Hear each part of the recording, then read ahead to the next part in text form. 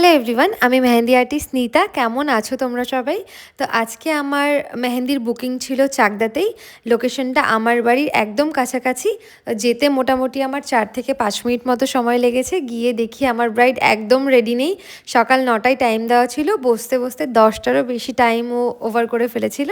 তো যাই হোক, এখানে আমি আমার কাজটা স্টার্ট করে দিয়েছিলাম। তো দেখো, কাজটা তোমাদের সাথে আমি একটু শেয়ার করছি। লোটাসের একটা স্টার্ট দিয়ে আমি কাজটা শুরু করেছি। ও পুরোপুরি কাজটা কলকার ওপরে চেয়েছিল, একটু সিম্পলের মধ্যে কলকা ওয়ার্কটাই ওর পছন্দ ছিল। তবে আমার আজকের ব্রাইড কিন্তু ভীষণই সুইট, যেটা দেখে তোমরা বুঝতেই পারছো। সাথেও ভীষণ চঞ্চল, যেটা আমি একদম বলে বোঝাতে পারবো না। এতই চঞ্চল, ও 5-6বার ঘেটে ফেলেছে।